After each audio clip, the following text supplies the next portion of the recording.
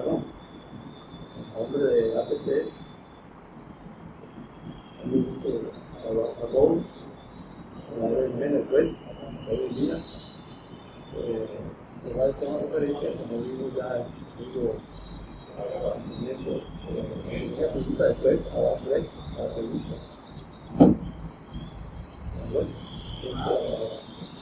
Bueno, buenas tardes para todos.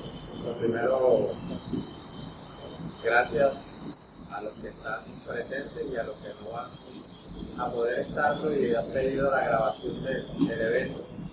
Se extiende un cordial saludo. La idea es que este ciclo de talleres que se están realizando, este ciclo de charlas, es para ir mejorando las condiciones de la canaricultura en Colombia y específicamente del substrado español. Hay mucha información dispersa, ¿ya?, que los canaricultores pueden conseguir, que los timbraístas pueden conseguir en internet, pero el problema es la evaluación de ella, si efectivamente funciona o no funciona. Nosotros en internet conseguimos cosas que parecen hasta de fantasía, sacadas de un sombrero de un mago, porque hay veces no se le encuentran ni pies ni cabeza. Pero para eso pues están los más adelantados, que hay bastantes en el país que han logrado ciertos niveles interesantes, ¿ya? Y que los jueces también deben de colaborar en ese proceso de construcción permanente. Si bien es cierto que debe ser una preocupación de cada individuo, también es cierto que las asociaciones deben de generar estos espacios, ¿ya?, de construcción colectiva de conocimiento. El tema que nos atañe hoy es algo que tenemos muy cercano y que llama mucho la atención, porque la gente pregunta: ¿cuándo separo mis pájaros? ¿Y qué hago? ¿Dónde los pongo? El cifrado español ha variado mucho en los últimos años. Yo recuerdo cuando nosotros creamos los primeros pájaros, eran pues totalmente diferentes a lo que tenemos hoy en día. Y eso se ha logrado gracias a la selección, ¿ya?, al trabajo de muchos canaricultores. Algunos pues les ha costado más que otros adaptarse a las nuevas condiciones. Ya estamos en una era de la globalidad y eso pues ha costado en muchos elementos entender cuál es la verdad. Y bueno, la verdad aquí no tiene un solo camino. Aquí esto se hace como una construcción a partir de unas bases generales. Y esas bases generales son lo que me permiten a mí establecer en mi aviario cuáles son los elementos favorables y los elementos desfavorables que podamos tener para mitigarlos y para potencializar lo bueno. Siempre va a haber cosas positivas y siempre va a haber cosas negativas. Dentro de lo que nosotros manejamos en nuestros aviarios, siempre tiene que haber una evaluación primaria. Esa evaluación primaria, nosotros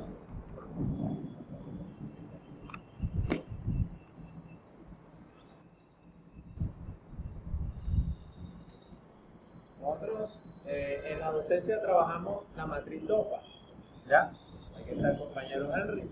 Las debilidades, oportunidades, fortalezas, ¿ya? Eso tenemos que tenerlo muy en cuenta. ¿Cuáles son las debilidades de nuestro aviario? ¿Cuáles son los elementos que entran a jugar parte negativa dentro de ese proceso de construcción? Que tengo mucha humedad. ¿Cómo mitigo la humedad? ¿Ya?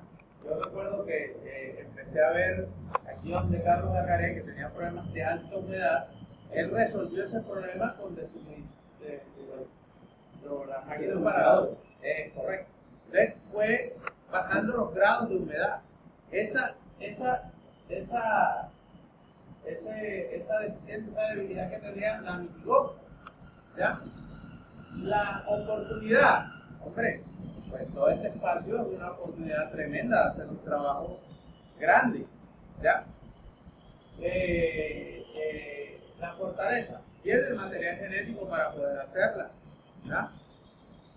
Entonces, cuando nosotros empezamos a hacer ese análisis primario, podemos mejorar lo que tenemos. Aquí no se trata solamente de un componente, porque es que hemos trazado la cría de timbrado español en un solo componente.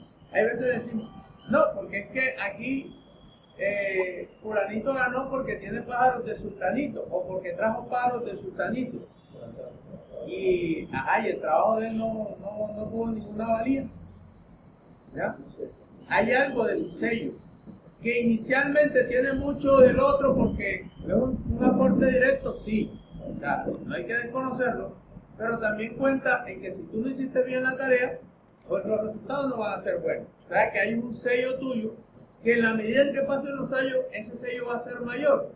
Digamos que inicialmente hay un porcentaje de trabajo inicial mayoritariamente de lo que has traído, pero ya después se va convirtiendo en un sello propio. Eso es lo que trabaja o bajo los cuales los parámetros nosotros tenemos que proyectarnos. Nosotros no podemos quedar estancados en lo que trabaja el otro. Si yo no tengo claro mis elementos, ¿ya? Mi fortaleza, ¿ya? No tengo claro las oportunidades que tengo, las debilidades, ¿ya? Yo no voy a poder hacer nada. ¿Ya? Tengo que buscar, tengo que entrar a encontrar la descripción de mi espacio. Es una parte fundamental dentro de la construcción de una viaje. ¿Ya? Nosotros no podemos trabajar con los preceptos que trabaja Eddie Jiménez en Santa Marta, o que trabaja Daniel Yepes en Medellín, o con los que trabaja Francisco Roca en España, porque es que en España se dan las 4 estaciones y hay veces cometemos errores. ¿Cuáles son esos errores? Que pensamos que aquel individuo, como es exitoso, nos va a servir eso. Y nosotros nos planteamos que allá se dan las 4 estaciones, ¿ya? Que implica un complejo diferente dentro del desarrollo de los animales al que se da aquí en las zonas ecuatoriales, donde la temperatura siempre es la misma, donde tenemos una estabilidad climática y donde lo único que se da son variaciones de estaciones de lluvia o estación seca. Eso es lo que nosotros tenemos que tener en cuenta. O sea, cada uno va a construir.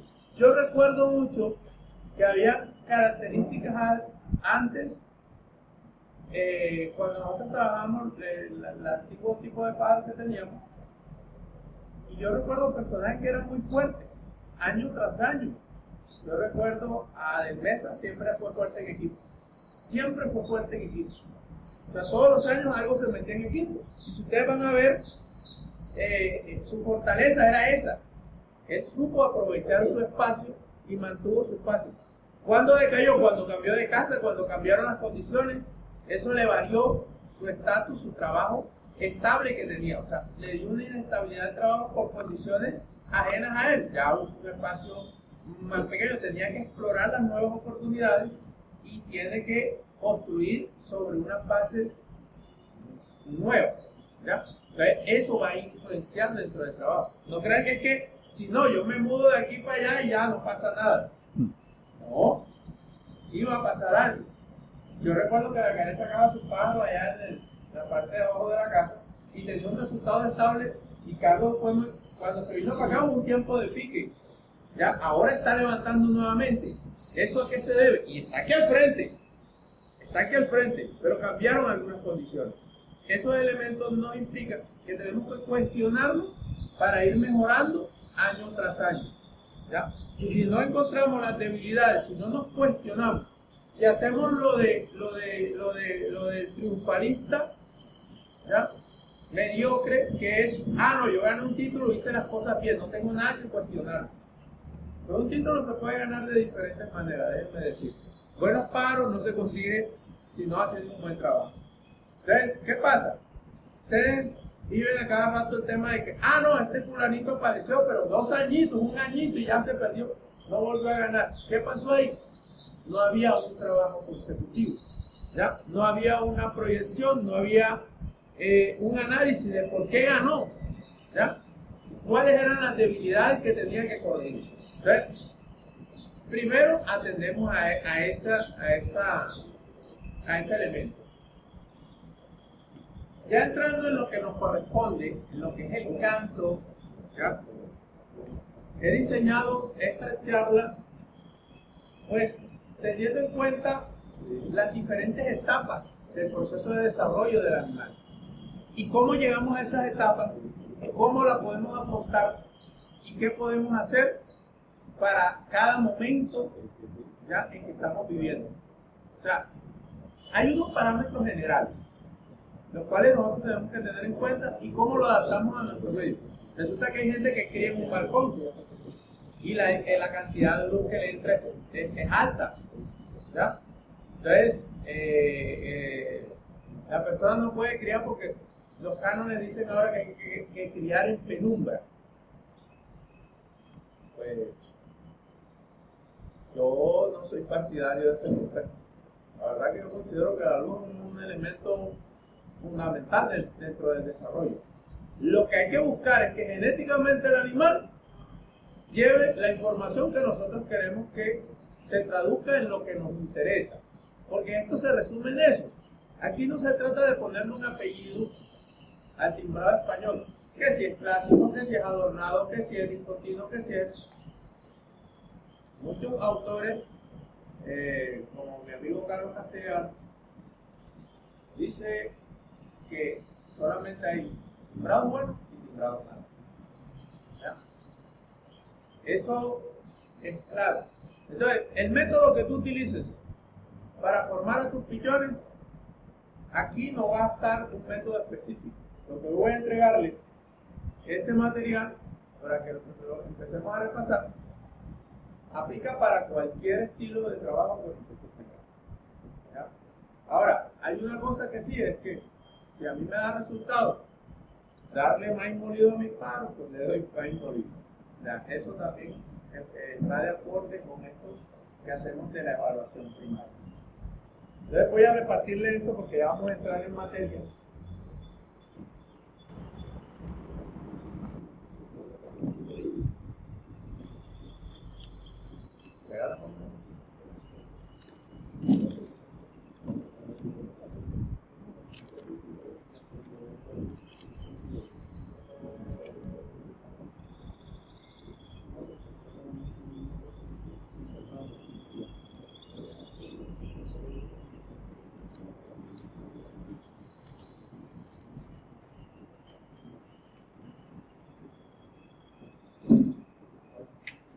Pásame la otra. Bueno.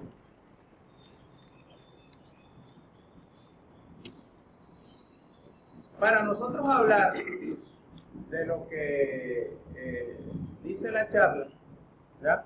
Los retos, tenemos que tener en cuenta de dónde viene, ¿ya? En dónde estamos y para dónde vamos. ¿Ya? No es que vamos a hablar de los retos, sí, vamos a hablar y listo y tal y no aquí, ¿por qué se me dañó el pájaro? Que el pájaro de pronto vino dañado desde la mezcla inicial que hiciste. ¿Ya? Para hablar de eso, quiero que miren ese triángulo que está abajo. ¿Ya? En todas las razas, ¿ya? Y aquí hay compañeros que han criado caballos, perros, en todas las razas, en todas las especies animales, este triángulo es fundamental. Genética, nutrición, medio ambiente.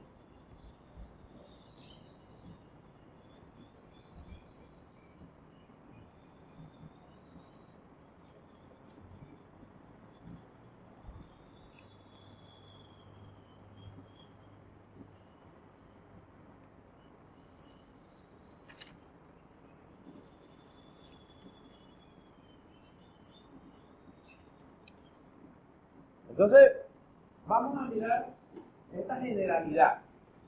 Genética, nutrición, medio ambiente. Listo, todos decimos, tenemos genética.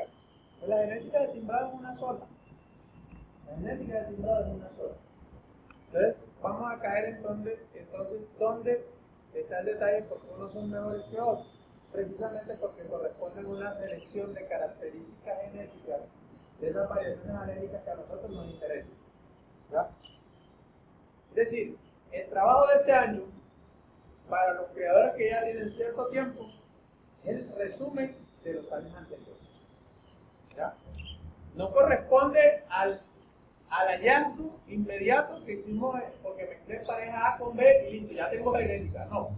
hay que hacer, dentro de este elemento de genética, hay que establecer la trazabilidad. ¿Ya?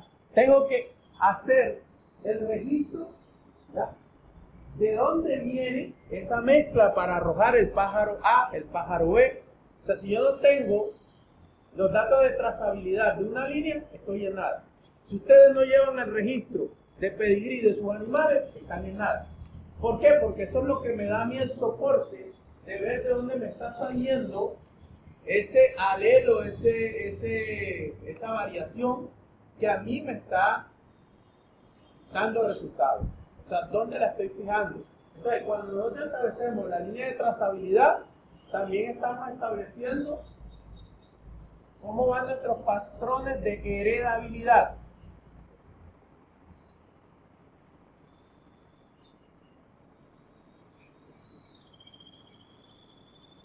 Entonces, si yo establezco los patrones de heredabilidad, puedo establecer porcentajes, ¿verdad? Entonces, cuando vemos los pájaros de, digamos, fulanito X, oye, esos pájaros dan hijos buenos. ¿Qué estamos resumiendo ahí? El porcentaje de heredabilidad. O sea, si nosotros tenemos unos individuos que toman caminos diferentes y nos dan ejemplares X o Y de buena categoría, quiere decir que hemos trabajado en concentrar en altos niveles de porcentualidad los niveles de heredabilidad. ¿Ya? Entonces, ahí estamos direccionando un trabajo, ahí estamos dándole forma a un trabajo. No quiere decir que porque me apareció un pájaro y gané este año, listo, no, es que tengo la supergenética y es que he hecho el trabajo. Y en eso ya hay mucha claridad con respecto a eso, ¿ya? Donde nosotros, una cosa es el camplazo de ganar un año, ¿ya? Y otra cosa es sostener. Otra cosa es sostener ese trabajo. Otra cosa es profundizar ese trabajo. Si nosotros no hacemos eso, no estamos haciendo nada. Ahora, la nutrición y el medio ambiente son elementos fundamentales. Ahí nosotros, ¿qué tenemos? Tú tienes un pájaro con buena genética, ¿ya? Pero mal alimentado, ¿qué pasa? No pasa nada. Si nosotros tenemos un pájaro con genética, pero en un ambiente con una humedad o con calores extremos, ¿qué va a pasar? Resultados negativos. Entonces, aunque la genética es un factor determinante del proceso, y ahora voy a explicar eso, determinante, ¿ya? Estos factores son desequilibrantes. ¿Y dónde está lo determinante? Es que tú, con unos malos cruces, unos malos trabajos de línea genética, puedes darle la mejor alimentación del mundo y puedes tenerlo en este ambiente. ¿Y qué vas a sacar? Nada. Le puedes poner lo que quieras y no vas a sacar nada. En eso estamos claros, ¿ya? Entonces ahí es donde nosotros vemos la importancia de la genética. Que si tú no tienes, ¿ya?, un trabajo de sangre elaborado, no hay nada. Entonces, cuando nosotros sacamos los pájaros en laboratorio, entonces sacamos los pichones todos entusiasmados, y se empezaron a dañar.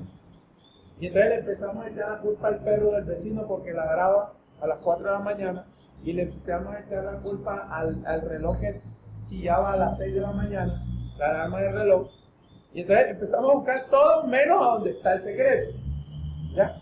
Y es que aquel pájaro bueno que sacamos, lo sacamos del aviario, porque lo vendimos.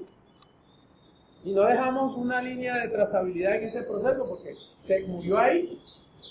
No, yo vuelvo y saco, ¿ya? Yo de cualquier arbustico me sale un conejo. Sí, lindo el muñeco. No, pues los campeones, los que se han mantenido, ustedes van a ver que una persona que tenga un buen trabajo puede o no puede ganar premios, ¿ya? Puede o no puede ganar premios, pero siempre va a tener buenos pájaros. Eso es lo determinante. O sea, que tengan buenos pájaros. Entonces, si nosotros vemos, este es un tema importantísimo que lo tengamos claro. ¿Qué es lo determinante y qué es lo desequilibrante? ¿Ya? Desequilibrante, hombre, digamos, Carlos, Zagaré y yo estamos en el nivel 5, digamos, el nivel 5 genético. Mierda, pero Carlos resulta que le está dando la última gota de aceite que trae el omega, no sé qué vaina y tal, no sé qué, y eso resulta que es lo último para el mejor desarrollo de los animales y no sé qué cosa, y yo no tengo esa posibilidad. ¿Ves? Los de pájaros de esa eran un poco mejor, porque en ese elemento desequilibrante, él me ganó. Tenía un elemento que yo no tenía. ¿Ya? Y ahí él lo utilizó. Eso por poner un ejemplo. ¿Ya? O la persona que ya, pues, yo tengo la genética igual a él, pero yo le doy solo al pista a mi padre, no le doy más nada. Él se preocupa por darle verdura, la fruta, el alimento, y trae alimentos de Europa, y trae no sé qué, y le pone y le da. Hermano, o sea, puedes tener el mismo nivel, pero en estos factores te va a sacar ventaja. Entonces, es construir la idea clara de que hay unos elementos que van a ser desequilibrantes en el producto final. Pero hay elementos que son determinantes. Y el elemento determinante de un buen trabajo es una buena genética. Y los demás son acompañantes. ¿Ya? Los demás, si están bien, potencializan esto. Pero si están mal, me lo uno. ¿Listo? Ahí estamos claros. ¿Alguna pregunta hasta ahí? Tú hablas de que hay unos fundamentales organismos que intervienen y que están ahí entre líneas. Yo te pregunto, el tema salud, el tema de salud del pájaro, ¿está en cuál de los tres intrínsecamente o no está dado en el triángulo? Inmerso en los tres. Okay. Vamos a hacer. Mire, yo tengo rato de no estar sacando pájaros con armas en mi casa. O sea, el ahogo es esa cosa tan horrible que uno escucha y veces en algunos pájaros. Yo decidí que aunque un pájaro se curara de eso en mi casa, no pisaba. Eso es descartable. Sí lo he visto y lo hice porque lo vi en otras especies. Gallo fino, mi familia tiene gallo fino. Mi papá todavía conserva gallo fino, tiene esa tradición. Buena o mala, todavía la tiene.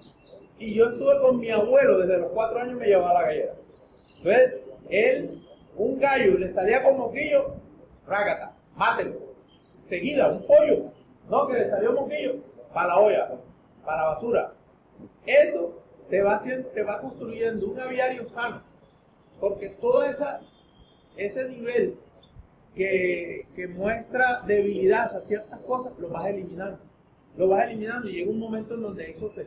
Ahora, y un pájaro con una buena nutrición y con unas buenas condiciones medioambientales, te refuerza el sistema inmunitario. Un animal que se cría sano, que no va a tener posibilidades de oncobacterias, ¿ya? Eso, como te digo, está inmerso dentro de este proceso si lo haces bien. ¿Ya? O sea, tú vas a tener una salud siempre y cuando cumplas con estos parámetros. Pero si tú vives, no, que es que este animal es hijo, ya, bisnieto del abuelo, del primo, del tío, de no sé qué, de Caruso. Mierda, no jodas. O sea, puede ser de Caruso, ¿ya? Pero nada, ya, ese man no sirve, ese tipo no sirve. ¿Ya? Y hay veces nosotros nos apegamos porque es así. Y alguien me dijo a mí, cuando yo empecé en esto, hace muchos años, que fue Juan Torné, y recuerdo que con Juan fue la primera persona que vino de Carlos Lagaré, y Juan me dijo, aquí tienes que dejar el sentimiento de lado. ¿Ya? Entonces tú cuando tienes un pájaro muy bueno, pero que tiene esa propensión a enfermarse, unos pájaros que uno siempre está, que el antibiótico, hombre, si es sencillo, ese animal no va a vivir. Ahora, nosotros tenemos esa mala costumbre, nosotros tratamos un animal y tratamos. Mira, hay cierto tiempo límite. Si el pájaro en 5 días, que es lo que muestra generalmente un tratamiento con antibióticos, no muestra mejora, un animal descartado de seguida. No podemos conservar ahí un nido de enfermedad. Pájaro que tú conserves dañido, te va a dañar todo el aviario. Entonces, estos elementos, miren por dónde hemos empezado a poder llegar a donde tenemos que llegar. Nosotros no podemos hablar de este tema, ¿ya? De la apartada de los pájaros sin tener las consideraciones de todo esto que estoy dando. Estoy dando las bases para que ustedes vean de dónde vienen los posibles errores cuando apartemos los pájaros, ¿ya? Y no decir que se me dañaron fue porque en ese momento pegó un brisito o aleteó una paloma y esa brisa le pegó a mi pájaro y se pegaron, ¿ya? Entonces, hasta ahí, otra pregunta. Bueno, entonces, continuando con la información, ya establecimos cuáles son los posibles elementos positivos, negativos que podemos tener. Entonces, sí vamos a pasar al elemento de desarrollo. En la parte de atrás de la hoja, ahí hay un esquema, ¿ya? Ahí está la universidad que hizo el estudio y todo, donde nos muestra donde se forma todo el tema del canto de los pájaros. El centro vocal superior es el centro de ese proceso. Es donde se da el proceso de acumulación, ¿ya?, de información de ese. O sea, el centro que va a manejar todos esos elementos del canto, ¿ya? Hay otros elementos, pero son dependientes de él. Él es el centro vocal superior, es el centro de toda esa cuestión del canto. Eso crece en la medida que el canario crece, ¿ya? Y es importante que eso tenga un crecimiento significativo, porque si él tiene un crecimiento significativo, pues se va a ver reflejado en unas mejores condiciones canoras del animal. Ya entonces entramos a la evolución del canto. La etapa de evolución del canto se da desde el nacimiento hasta la madurez sexual del animal, ¿ya? En esas etapas hay diferentes pasos. No es un solo salto en el cual llegamos a esa etapa. Entonces, hice un esquema donde pues plasmo parte de lo que he estudiado y parte de lo que he vivido. Entonces dice, evolución del canto, es meses, etapa de fricción. Del 0 al 1, ¿ya?, es la etapa del nido. ¿Qué hay en el nido? Ahí en el nido el pichón está haciendo ruido, está chillando, ¿ya?, hace sus primeros sonidos ahí, que para nosotros pueden ser ruidos, pero hace parte del proceso de desarrollo de los animales. Ustedes van a estar desde el nido que unos chillan más duro que otros, ¿ya? Pero es una etapa dentro de su proceso de formación. Igual como el niño cuando está pequeño llora, y llora para llamar la atención para que le den alimento. Denle la sola a los que acaban de llegar.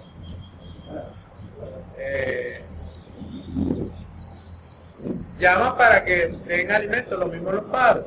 El pájaro chilla para llamar la atención de la mamá, de los padres, para que le dé comida, ¿ya? Por eso es que si nosotros vemos que una mamá deja morir los pichones, una hembra deja morir sus pichones, pues algo está pasando.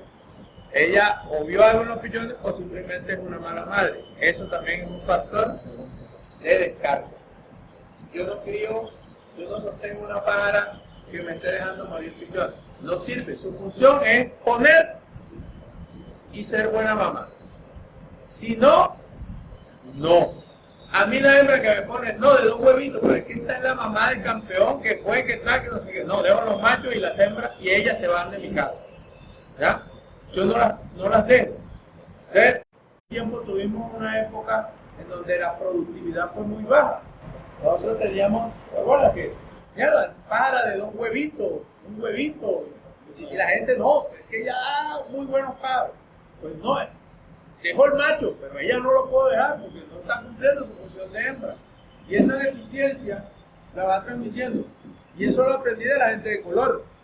La gente de color es muy estricta acá, lo que ha estado en el criadero europeo. Oye, yo me llevo a la sorpresa de esa gente que cría con muy pocos machos y hembras. Las hembras son de 4, 5 huevos, 6 huevos. O sea, eso, como malo 3, 4.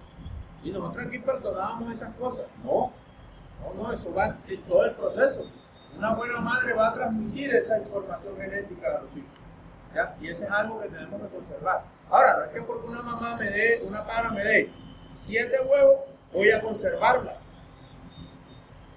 Si no da nada bueno, no sirve. O sea, hay que buscar compaginar, y si se puede compaginar, pájaras que den buenos pájaros, ¿ya? Y que den una buena cantidad o una productividad medianamente buena durante el año.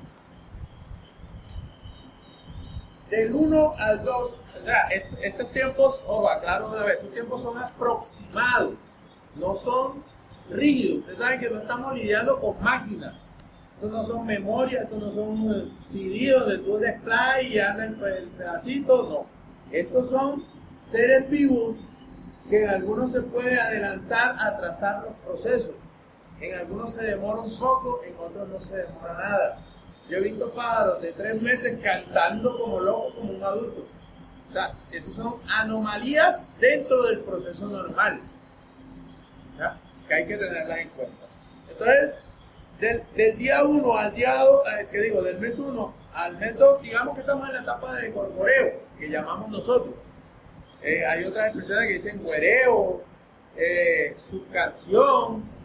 Y es donde el pájaro, nosotros vemos ahí incluso a los 30 días, lo vemos ahí en el nido incluso, y él, o sea, ese es lo que llamamos nosotros el gorgoreo, donde no distinguimos ninguna nota. ¿Ya? En esa etapa no se distingue ninguna nota. Los pájaros deben de estar, en ese momento lo que nos debe de preocupar a nosotros es que estén bien alimentados y en un ambiente sano. Si nosotros no cumplimos esas dos condiciones, estamos mal. Es lo que nos debe preocupar. El concurso veremos a ver. Pero ahora lo que me preocupa es que el pájaro esté sano. Eso es lo único que me debe preocupar. Y para que esté sano, cuando usted tiene sus hijos, cuando están pequeños, ustedes están preguntándose si van a ser los Albert del futuro. Ustedes lo que quieren es que esté sano, que esté creciendo sano, ¿ya? Eso mismo tiene que preocuparles en los noveles. Los noveles deben de estar sanos y fuertes. Eso es lo que debe importar. En este momento, miren, por los años, por la madurez en el tema, mi felicidad está en ver a mis animales bonitos. Como dicen los pingüinos de Madagascar, bonitos y gorditos. O sea, después de que estén lindos, yo estoy tranquilo. Que si van a servir para el concurso, puede ser el anhelo que tenemos. Pero si no sirve, pues algo hice mal. Pero lo primero que me debo de preocupar es que estén sanos. La canción plástica es de pronto la etapa más larga de todas. Porque ya cuando empieza el pichón a mostrar las primeras notas, ya a consolidar un estilo de lo que va a ir haciendo, ¿ya? Y que puede ser variable en el tiempo, ¿ya? Ya es cuando escuchan ustedes a los canaricultores, uy, que el pájaro ya está haciendo el culí, el otro está, no, que el mío está haciendo el chucuchuco, y el otro, o sea, cada uno va viendo que sus pájaros van haciendo. Entonces es la etapa, digamos, más emocionante entre los criadores, porque empiezan a ver las cosas que empiezan a hacer sus animales. En esa etapa, en la primera etapa de eso, todavía no distinguimos si el pájaro tiene cosas buenas o cosas malas. O sea, en la primera etapa no sabes. Hay unos que en la etapa nada más de gorgoreo ya sacan el pájaro porque está gorgoreando rápido. Pues, yo todavía no tengo una clasificación para el gorgoreo. Para mí gorgoreo es gorgoreo y yo no me pongo a clasificar el gorgoreo. ¿Ya? Yo no entiendo por qué hay veces no, que ese pájaro gorgoreaba muy rápido. Pues yo no descifro un gorgoreo lento o explíqueme cómo es un gorgoreo lento. Ya cuando el pájaro empieza a hacer notas diferentes, ya ahí sí tú dices, ya, con este loco se está cogiendo por el lado que no quiero, de pronto me está haciendo, no sé, está repetitivo en los timbres, y yo no quiero eso. Esa es otra cosa, porque ya podemos distinguir algo que está haciendo el pájaro. Pero levánteme la mano, ¿quién distingue algo del pájaro cuando está en gorgoreo? ¿Uno distingue algo? No distingo nada. Cuando los niños de ustedes están, no le entienden un carajo el pelado, y ahí lo tienen, ¿ya? Después sale siendo un cantante, pero por lo pronto son niños, déjenlos ser niños, ese es el mensaje. Cuando estamos en esa canción plástica, empieza, no todo el tiempo es pareja, empieza con una notica y va sumando notas hasta llegar más o menos al quinto o sexto mes, es más o menos. En esa etapa ya el pájaro adquiere un 90% de lo que va a ser su canción, ¿ya? Su estilo de canción final. Después de eso, o sea, ¿cómo se sabe que está en canción plástica? Porque es que los enlaces son débiles, todavía no enlazan de una forma sólida, y ya cuando ellos empiezan a estructurar una canción como tal, pasan a otra, que es una canción estable, ¿ya? Que eso ya van a consolidar, consolidan la canción como un 95, 97, 98%, pero todavía no es la canción definitiva.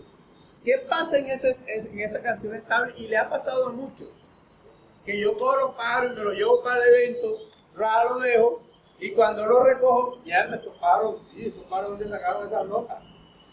Estuvieron en la casa de otro compañero y estaban en la etapa de canción estable, no habían cerrado canción. El cierre de canción es otra etapa. Entonces, cuando los pájaros cierran la canción, ya ahí sí tienen la canción totalmente estructurada. Ya ahí no la van a variar. ¿Ya? Esa es su canción y eso lo van a mantener. Se da aproximadamente del mes 7 al 8. ¿Ya? Cuando nosotros vemos un pájaro bien estructurado, ¿ya? Mientras tanto lo vemos muy tierno cuando los tiempos son digamos, aplicados, ¿ya? Aquí en el trópico tenemos una condición, es que el pájaro va a tender más a adelantarse que en otras zonas, porque es que nosotros aquí tenemos radiación solar igual durante todo el año, y esas condiciones influyen sobre los animales. Aquí hay una cosa, y es que la lluvia estimula, porque la lluvia es un factor natural importante, es un regulador de la reproducción de nuestros animales. Si llueve, es un indicativo de que va a haber semillas, y si hay semillas hay que desarrollarme rápido para pisar y se ha caído. Tengo que dejar mi línea genética. Ese es un comportamiento natural, ¿ya? En Australia, el perico australiano, en Australia no llueve todos los años. Y cuando llueve, el perico australiano saca, digamos, los primeros pillones. Y en esa misma temporada, mientras están reproduciendo esos primeros pillones, al tiempo de haber salido del nido, ya ahí mismo reproducen, en esa misma temporada. O sea, en una temporada, una pareja pueden llegar a reproducir hasta los nietos en esa misma temporada. O sea, porque es una cuestión de que la escasez que hace que ellos tengan que sacar bastante para poder subsistir, para que no se pierda su línea genética. Y cada animal procura su estirpe genético mantenerlo. ¿Qué es el comportamiento en los leones? Cuando un león llega a una nueva manada donde tomó el poder, coge y elimina a los cachorros para poder reproducirse con la hembra y dejar su línea genética. Y eso aparece en todas las especies animales, incluyendo la raza humana. ¿Ya?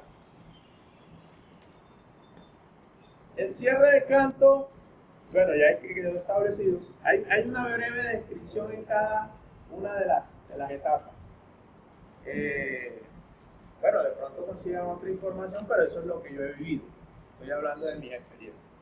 Y del mes 8 en adelante, generalmente ya se aparece el celo. En el celo, esa canción que nosotros escuchamos tan chévere, sufre distorsiones.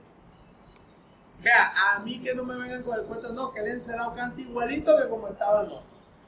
Eso, mi estimado, claro, varía. ¿Por qué? Porque ellos están concentrados. ¿Qué es lo que quiere hacer un pájaro en celo?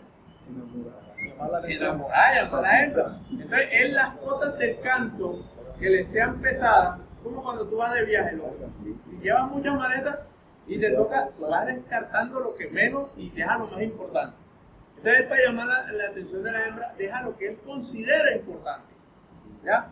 Y entonces empieza por decir algo, no sé, si el pájaro hacía tulú, tin, tin, tin, pam, pam, pam, pam, pam.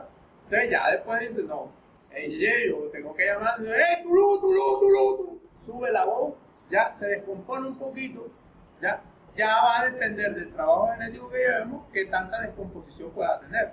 Pero de que va a recortar el canto en ese momento, lo hace.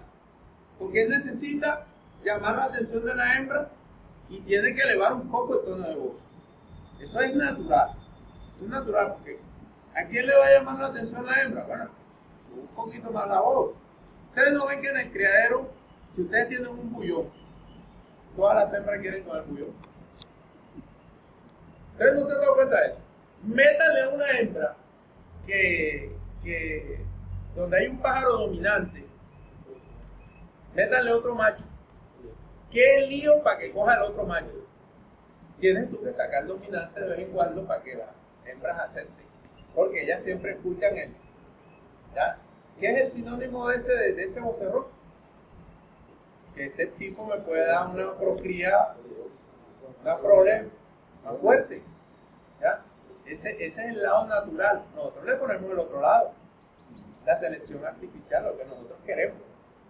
Pero naturalmente eso va a ser así. O sea, los individuos buscan lo más fuerte, lo que represente más vigor y más fortaleza para la perpetuación de su genes. ¿Ya? ¿Hasta ahí queda claro o hay alguna pregunta? Háganle. Algunos criadores, el punto de separación en la voladora de machos y hembras, algunos dejan los machos, los pichones machos y las hembras, algunos se les sacan las hembras y dejan los machos. Tú estabas hablando acerca del tema del celo. ¿Qué conveniente es dejar las hembras que ayuden a que le vayan madurando el celo al pájaro, o mejor lo separamos y lo dejamos? Me voy a remitir a unos estudios universitarios de la Universidad de Washington. El problema es en qué nos beneficia dejar las hembras o en qué perjudica dejar las hembras. Resulta que el estudio demostró que la relación intergénero de los canarios o de las especies de los pinzones favorece a la formación cerebral o al mayor crecimiento cerebral en un 20%. No lo dice De Jiménez, lo dice una universidad americana. Y eso, en el término práctico, de pronto nosotros no sea tan visible. Pero algunos creadores lo hacen con las hembras ahí, otros sin las hembras ahí, otros las hembras por un tiempo y después las retiran. Cada uno saca sus conclusiones, porque también es lo que yo te digo, o sea, hay que mirar a ver qué hay en mi ambiente para ver si dejo o no dejo. Son muchas variables. Claro, hay muchas variables. También hay que mirar que el estudio, dónde fue hecho, cómo fue hecho y qué implica. En mi caso, yo considero que es algo de explorar de cada criador, porque de pronto las hembras pueden ser un factor positivo o pueden ser un factor negativo. En este clima, donde se celan tan rápido, de pronto puedan sobreestimular a los pájaros. ¿Ya? Entonces, yo en eso no voy a sentar cátedra, me refiero al estudio universitario, que me parece muy interesante, pero digo que vuelvo a lo mismo. Estamos en el trópico, las condiciones climáticas son tanto diferentes, habría que mirar qué tanto de esa variabilidad es positiva aquí o no. ¿Ya? El estudio está, pero igual la experiencia individual constituye un factor o elemento esencial dentro de ese proceso. Bueno, entonces, aquí atrás, para ya pasar a la etapa esta que nos vamos a la separación de millones, atrás hay una línea, un cuadro esquemático, donde muestra, o sea, para mostrar cómo es el proceso de la incorporación de notas, los niveles de testosterona y el crecimiento del centro vocal superior. Con azul vemos la incorporación de notas, con rojo los niveles de testosterona y con verde el crecimiento del CBS. Vemos que cuando los niveles de testosterona se mantienen abajo, los niveles de crecimiento del CBS y la incorporación de notas aumentan. Eso va subiendo.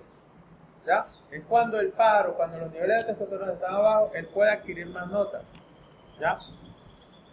Cuando la testosterona va subiendo, va en su línea de ascenso. Miren que yo la represento, bueno, esto no será muy fiel, pero es el caso que se presenta. Cuando la línea de testosterona va subiendo, ya eso empieza a declinar. O sea, la cantidad de notas que aprende o que adquiere el animal o que mete dentro de su repertorio el animal ya se separa.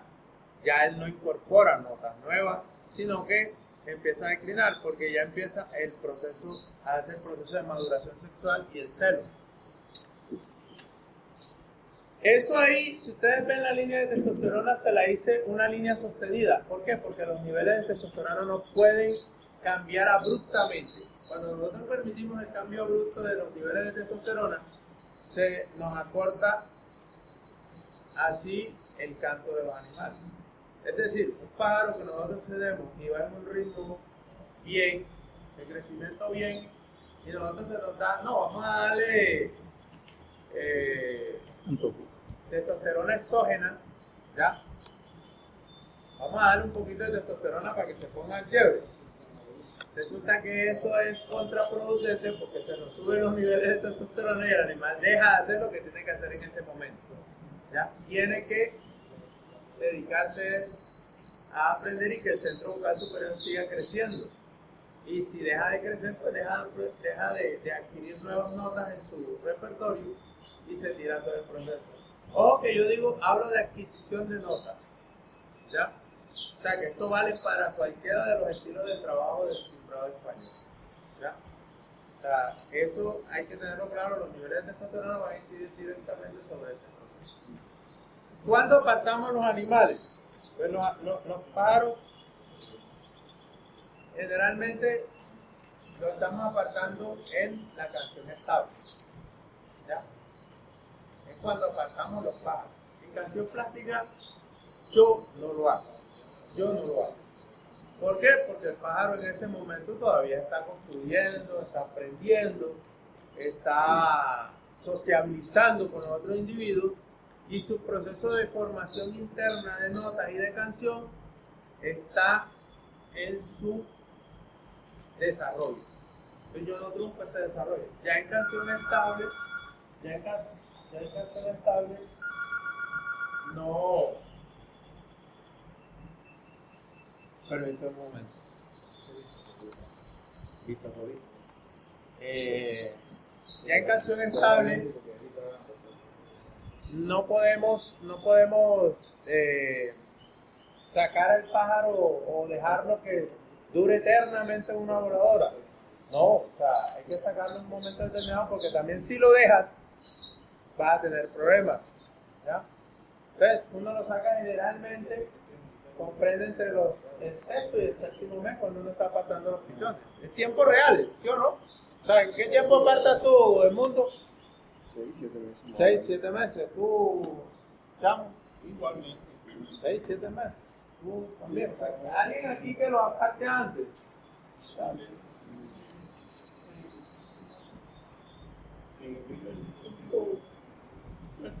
Remberto. Hernández, el pájaro medio uniado y separado. Entonces la teoría de él es que el pájaro pues, estaba solo y quien lo estorbaba, pues aprendía más fácilmente y después tuvo muy buenos resultados. ¿O en qué influye de que esté acompañado? Porque muchas veces el líder de la raza. Recordemos algo. Los mejores resultados de Remberto fueron en un año. O sea, fueron muy sostenidos en un año. Mostró un grupo homogéneo de pájaros. Después, sus resultados fueron irregulares. O sea, subía, bajaba, dependiendo de... ¿Por qué? Porque los pájaros, no sé si lo notaron, después se le fueron quedando cortos en el repertorio. ¿No se acuerdan de eso? Yo sí me acuerdo bien de los pájaros de Remberto. Se quedaron cortos. Recuerdo que hacían cosas muy bonitas, pero se quedaron cortos en el repertorio. ¿No recuerdas eso, O sea, claro, esos pájaros fueron en un tiempo. ¿No te acuerdas que Remberto en un año, cuando vino Cipriano, sacó unos monstruos y todo el mundo... Pero los años siguientes, ¿qué pasó? volvió a ganar de esa manera en que ganó ese año. Ya no fue el reverso arrasador en los eventos, sino que en un concurso, le iba bien, ganaba algo, y en otro, ¿por qué? Porque ya fue la irregularidad, ya, por ese tema. Cuando nosotros, digamos, a ti te funcionó bien, pero es que hay unos parámetros donde se ha demostrado, y nosotros que trabajamos con unos pájaros medianamente completos, eso te va a afectar en el rendimiento del concurso. Ahora, si tú persigues ir al evento, ¿ya? Y quieres unos buenos resultados, si tú sabes que tu pájaro se va a quedar corto, sabes que te va a quedar duro trabajar en los resultados del evento. Tienes que trabajar en un pájaro medianamente completo. Y creo que es una experiencia que ya la hemos vivido muchos, del tema de apartar pájaros tan temprano. ¿Ya? Aquí hay dos compañeros que han trabajado mucho esa parte del mundo. Y ¿qué pasa cuando apartamos los pájaros muy temprano? Bueno, yo creo que la curva esta nos resume bastante el tema de la testosterona. O sea, pienso que uno al individualizar un pájaro está afectando el repertorio, pero nada, todo el mundo dice, no, se te va a cortar el repertorio, pero ¿por qué se acorta el repertorio? Por el tema de la testosterona, o sea, incrementa su nivel de testosterona, ya él se siente solo y quiere empezar a dominar, o sea, quiere ser, él se siente solo y escucha a otro pájaro que le canta por allá, otro que le canta por acá, y él dice, no, yo soy el que tengo que mandar aquí, o sea, tengo que ser el dueño del gallinero, pues digamos así, y empieza a querer cantar, eleva su nivel de testosterona, y en ese momento el centro vocal superior de que nos habla de Eddie deja de crecer y no aprende más nada, o sea, se queda con las 3, 4, 5 notas que él puede hacer más duro, con mayor capacidad para dominar, y hasta ahí se quedó. Puede que esas 3, 4 notas sean bonitas, o puede que esas 3, 4 notas sean feas, o puede que sea un timbre y un cascabel, o sea, no sabemos qué es lo que va a tener, pero acorta su repertorio. Esa es la experiencia mía. Bueno, la experiencia mía va ligada a la parte que está explicando Eddie genéticamente, pues. Normalmente, lo normal de los niños o de las niñas, que va también uno tiene que tener muy en cuenta eso, es que una niña se desarrolla a los 12, 13, 14 años, pero a veces se presentan casos que hay niñas que a los 8 o 9 años se desarrollan y tú dices, oye, ¿qué pasó? Somos seres vivos, como dijo Eddie, eso a veces también pasa en los pájaros. Normalmente yo he tenido líneas donde los pájaros genéticamente transmiten desarrollo prematuro. Entonces, esa parte que dijo él es totalmente cierta. O sea, el pájaro tiene cierta edad para separarlo. Pero también hay que tener en cuenta a veces que se presentan esos casos. Entonces uno se puede confundir un poquito ahí. Cónchale, pero si se tiene que separar los 6, 7 meses. Pero a veces hay ejemplares que tú los escuchas de 4 meses y tienen todo su repertorio. O sea, un repertorio totalmente amplio. No siempre pasa, es muy raro que pase, pero pasa. Y entonces empieza a enamorar y todas esas cosas. Y siempre hay que tenerlo en cuenta que bueno, sería bueno ya cuando un pájaro está en su punto, con todos los pasos que él ha explicado, él te está diciendo que hay que separarlo, pues, y lo mejor es separarlo. Y esa es mi experiencia. Carlos iba a aportar algo. Hay una cosa que marca un cambio abismal entre la época de Remberto y ahora, que es que en esa época se educaban los maestros. Entonces, Remberto, el caso puntual, trajo 3, 4 maestros que gobernaban el criadero y ahí los pájaros no tenían ninguna opción diferente que copiar a los maestros. Con un sistema de audio es totalmente diferente. Es apartar pichones prematuramente, es recortar un repertorio. Es la experiencia. Ahí lo que mencionaba Marco es una cosa muy cierta. O sea, yo le estoy diciendo que ese esquema es, digamos, el patrón general ya que se sigue. Pero existen particularidades, ojo, que no deberían ser pájaros que a los 4 meses han cerrado canción. En la mayoría de los casos, los pájaros que cierran canción tan temprano tienden a ser incompletos, en la mayoría de los casos, salvo algunas excepciones. Hay veces pasa que son pájaros que por su misma fuerza, por su mismo ímpetu, son pájaros que terminan haciendo las básicas, ¿ya? Y lo otro, o sea, se quedaron con un par de floreritos, pero vamos a darnos cuenta que en esa parte de los floreos que nos llaman más la atención son un poquito recortados y en la básica son un poco más cortos. O sea, ahí nosotros tenemos que mirar que afectó el proceso de acoplamiento de notas nuevas y que él se quedó con lo que él tenía más básico, de donde echar mano. Entonces, sí se presenta, y ese caso pues hay que apartarlo porque esos pájaros van a incidir sobre el rendimiento de los otros animales, y pasa el caso que decía Carlos con la cuestión de respeto. Ellos se van a convertir en maestros de los que están ahí y van a intervenir negativamente. No es lo ideal, ojo con esto, no es lo ideal. El pájaro debe desarrollarse normal. Como decía Marco, una niña que se desarrolla a los 8 años va a tener problemas, ¿ya? Dentro de su, si hay aquí algún médico, dentro de su crecimiento, aquí tenemos un médico, eso influye mucho, ¿verdad?, sobre su desarrollo. Y en los animales, aquí tenemos un médico veterinario, también incide negativamente que un animal se desarrolle, dos médicos veterinarios, no conozco al otro, bueno, mucho gusto, incide negativamente. ¿Puedes explicarnos algo de eso? ¿Quieres? Pues, ahorita, viendo lo que decía Mundo y el doctor Carlos, son palabras que se debieran de poner en conjunto. La dominancia en las aves, todos debemos de saber que en todos los animales existe un punto de dominancia.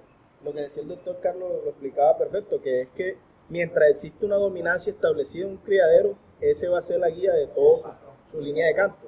Y en cuanto a la testosterona, también muy bien explicado, porque es que al separar las aves y mezclándolo de las memorias en el momento, eso hace que los niveles de testosterona comiencen a crecer de manera individual, llenando así la satisfacción de llegar al punto de canto. Y eso es un factor negativo, porque es que la evolución del ave se va a basar solo en lo que usted decía al comienzo, en timbres duros o notas específicas que él crea que las está haciendo bien para llegar al punto de enamorar, o si tienen hembras para hacer su punto de dominancia, y si no hay hembra lo hace incluso para dominar el resto de sus compañeros de las jaulas, o si están de manera individual de las demás aves. Bueno, entonces, continuando con esto, entonces, cuando nosotros vamos a apartar las aves de voladoras, la gran pregunta es ¿qué hago? Ese es un gran interrogante. ¿Qué hago para que los pájaros mantengan su canto? Lo primero que tuviste que hacer es trabajar esto. Si no tienes correlación del trabajo que hiciste con lo que pretendiste que sacar, no vas a obtener. Déjame decirte que estás perdiendo el tiempo. ¿Ves? El ejemplar va a perder ese repertorio porque no es propio de él. ¿Ya? Eso ahí sale el dicho ese que la mona se vista de seda. Mona. Porque le queremos meter algo que no corresponde a ellos. Hay que tener en cuenta la correspondencia genética para ese elemento. En el momento de separar nuestros animales tenemos que tener en cuenta esa parte. O sea, primero, ¿qué hago yo? Yo dejo los ejemplares, al retirarlos, los dejo en el mismo lugar donde los formé. ¿Ya? Aquí están las voladoras, digamos, en este espacio están las voladoras, ahí mismo individualizo cuando ya yo veo que el pájaro tiene las condiciones para individualizarse y que es positivo que se quede en ese espacio. Si es un elemento negativo, lo saco y se va de ese espacio. Pero si es un elemento positivo, lo saco y lo dejo en el mismo lugar. Ahí, que él vea a sus hermanos, a sus primos, a sus tíos, que él vea a toda su gallada con que se levantó. Él se siente seguro, se siente tranquilo. Hay gente que enseguida parte y enseguida, no, vamos para la sala para mostrar. Hey, piensen en el pájaro, eso es un estrés. ¿Ya? Vamos a cogerlos a ustedes y los sacamos de un ambiente donde se sientan cómodos a llevarlo a un ambiente pesado. ¿Cómo se van a sentir? Hay que, ojo, la palabra estrés, que me diga el veterinario si no es así, los dos veterinarios. La palabra estrés existe en los animales, ¿ya? Y causa efectos biológicos negativos en el animal. En el sistema, en todo su sistema, va a generar efectos de su metabolismo, va a generar efectos adversos.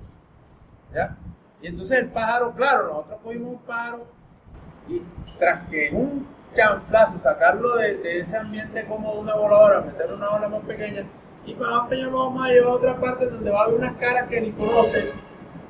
¿Ya? Tremendo estrés que le estamos generando al pobre animal.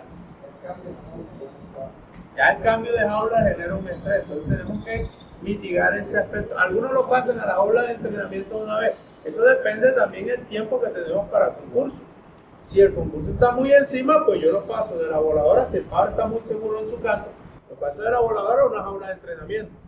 Pero si ahí me da el chance de que el pájaro primero pase una jaula amplia, lo paso una jaula amplia y ahí se siente cómodo, pero en el mismo lugar. Yo empiezo a jugar que no, me lo voy a llevar para allá para la sala, que no, que vino visita y lo voy a mostrar, que voy a, o sea, déjele en su ambiente para que él se sienta cómodo. Ya cuando él se siente cómodo, yo cuando lo hago con tiempo, lo paso entonces a la aula de entrenamiento, porque es que nosotros aquí tenemos un problema. Resulta que ustedes le preguntan a los españoles apartan en octubre, y nosotros vamos a apartar en octubre y vamos a apartar un poco de pluma suelta porque sus cargados se matan ahí. Esa fecha en octubre ya saben ustedes que ha llovido y eso estimuló a los pájaros, ¿ya? Y el que los pájaros no se les estimule no es que no van a servir para el concurso de ese año, pero ya los pájaros se están matando, ¿ya? Pájaro, por muy tierno que esté, en esa época llega ya desesperado, ya quiere salirse, ya, ¿por qué? Porque empiezan a pelear entre ellos. Entonces eso nos va a generar efectos negativos. Entonces ya hay que dejarlos en su espacio, que ellos hagan su espacio. Eso sí, controlándole con la alimentación, ahí sí viene el tema de pronto de no dejarlo a sobreestimulación de luz, ya, cuidar un poco ese proceso. Yo no hablo de no cuidar de la luz cuando están en voladora, porque simple y sencillo, en voladora los animales necesitan la luz. Acuérdense que la luz también, por ahí entra la vitamina D. ¿Cierto? ¿Ves? La vitamina D entra por el tema de la luz. Si nosotros no le permitimos eso a los pichones, vamos a tener una carencia. ¿Ves? Ya cuando ellos están desarrollados es otra cosa.